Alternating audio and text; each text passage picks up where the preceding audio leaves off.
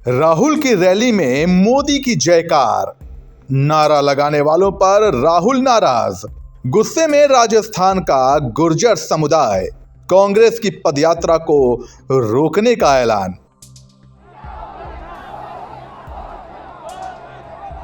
ये नजारा है इंदौर के सांवेर रोड मॉडर्न चौराहे का, जहां सोमवार 28 नवंबर को भारत जोड़ो यात्रा ने अपना पड़ाव डाला था।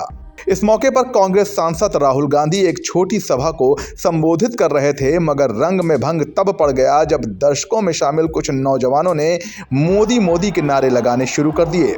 बस फिर क्या था, राहुल गांधी का ध्यान भंग हो गया। वो रुक गए और अपने पार्टी कार्यकर्ताओं से कहा कि नारा लगाने वालों को उनके पास लाया जाए, मगर इतना सुनते ही नारा लगाने वाले 9-2-11 हो चुके थे। गुर्जर हुए नाराज।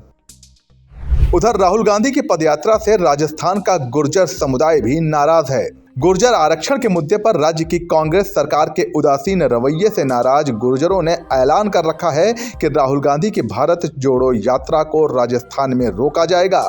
मध्य प्रदेश के बाद कांग्रेस की इस पदयात्रा को राजस्थान में प्रवेश करना है। जाहिर है राज्य की कांग्रेस सरकार के हाथ पांव फूल गए हैं। गुर्जरों को मनाने के लिए मीटिंग का सिलसिला चालू हो गया है। मैंने कहा ना, जो मुद्दे आए हैं उन सब मुद्दों के बारे में विस्तार से चर्चा हो गई है। जो फीडबैक लेना है वो ले लिया गया है।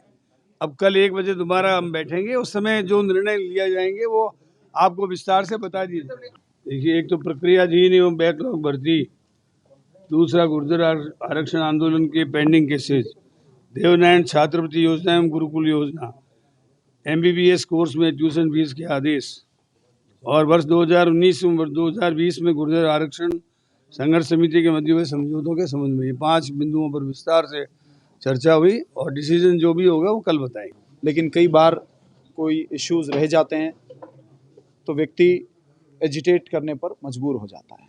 आज एक बड़ी अच्छी चर्चा हुई। 233 वाला मुद्दा, जैसा कि उसमें बड़ी पॉजिटिविटी हमको लगी कि उसका रास्ता निकल सकता है, उसके ऊपर हम काम कर रहे हैं। बाकी इश्यूज़ के ऊपर भी बड़ी अच्छी डिस्कशन हुई।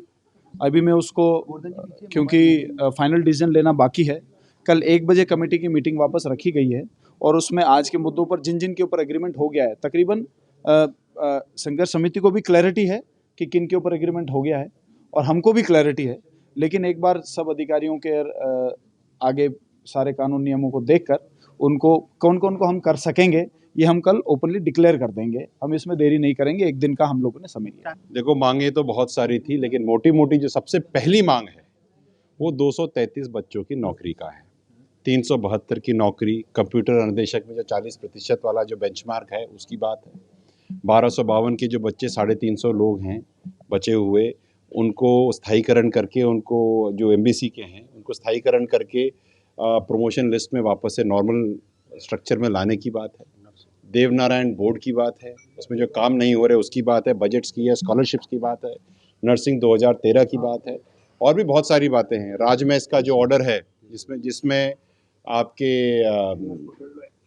MBC को आप ट्यूशन फीस माफ़ नहीं कर रहे, उसकी बात है। हमारे केसेस की बात है, 2020 के जो केसेस है उसमें से एक भी निस्तारण नहीं हुआ, उसकी बात है। उसका क्लैरिटी चाहिए, क्या करना है, पुराने केसेस कैसे क्लियर करना है ये बताएं। तो बातें तो बहुत सारी हुई, काफ़ी लंबी बात हुई। अब ये देखना है कि कल 1 बजे क्या होता है, और हम पॉजिटिवली देख रहे हैं।